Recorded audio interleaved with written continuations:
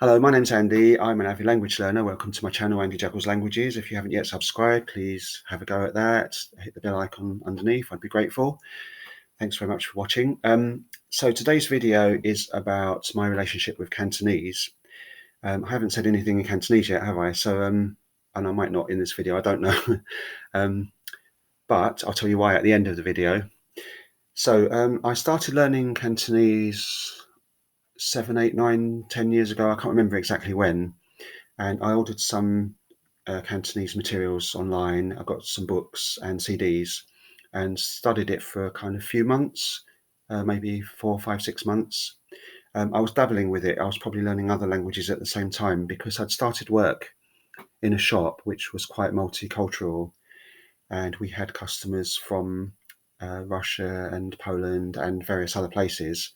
And so I was kind of a bit all over the place with trying to dabble in languages and try to learn some phrases to speak to some customers. So I didn't learn too much Cantonese, but I learned enough to be able to go to a restaurant every week and order my food in Cantonese. And I learned all the numbers from 1 to 1,000. And on the menu, I used to order, the food by the numbers. And eventually, I started ordering by the things themselves because there was a lady in the restaurant from Hong Kong who used to teach me how to say things like rice and dumplings and this kind of thing. So I'm okay with food in Cantonese. um, and then about 4 years ago, I just used a bit of my Cantonese with a new volunteer who came into my shop because she could speak Cantonese. And then I switched to Mandarin because she's from Beijing. And, I thought Mandarin would be quite useful to learn. But I've always had in the back of my mind that I want to go back to Cantonese because Cantonese is an important language, and it's maybe an endangered language in a way because Mandarin has taken over in China and it's the official language. And in some places, I think there are even signs up to say that, don't speak Cantonese, you must speak Mandarin. So I know in schools, everybody has to learn Mandarin. So Cantonese might be endangered in the future of being one of those languages that dies out. But at the moment, it won't because it has 70 million speakers.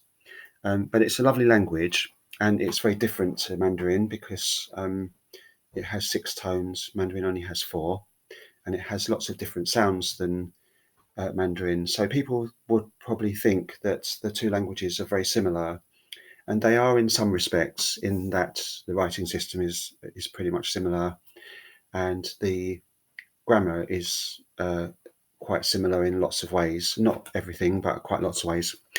I can speak some Cantonese, and I really like the sound of it. And I can say things like, like how would you like something to drink and that kind of thing, like need some yum yum. I'm not going to speak much Cantonese in this video. I said I'll tell you why at the end. Um, so I'm making these review videos to try to review each language that I've ever dabbled with for anything more than a few months, and any language that I've kind of reached kind of A0 or A1 level in, I don't know really.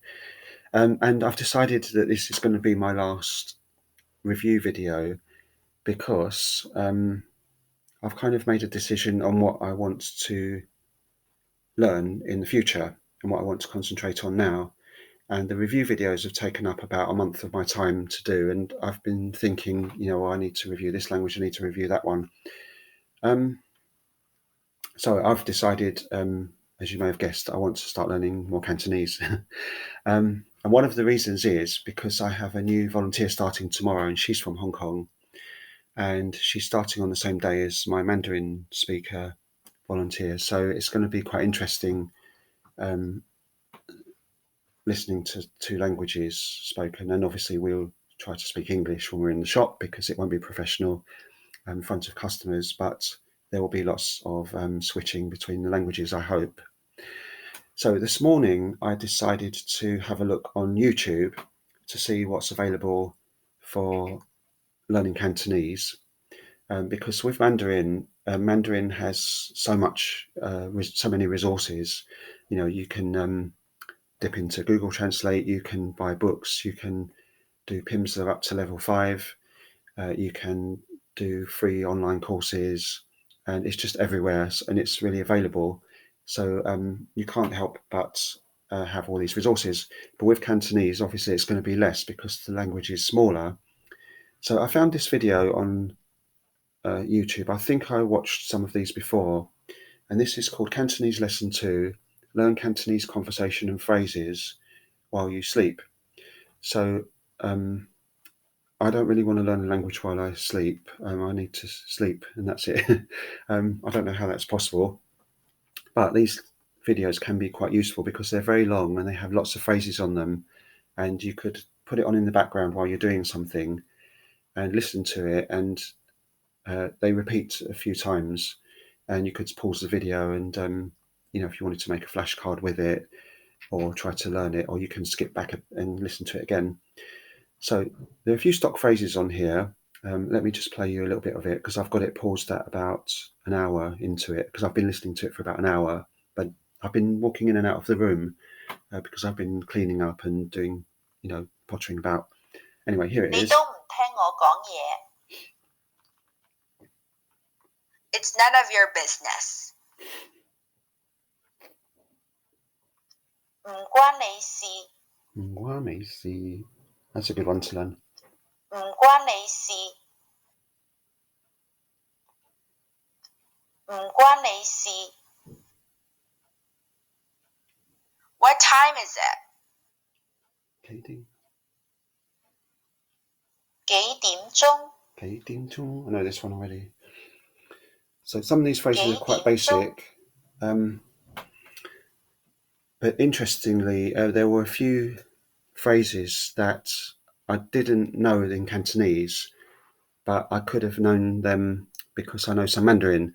So, for example, one of the phrases was tasty, which is hou sick, and hou sick means good, eat, good eat. And in the Mandarin, it's the same, but it sounds different because in Mandarin, it's 好吃, 好吃. So hao is good, and hou in Cantonese, and chi in Mandarin is the same as sick in Cantonese.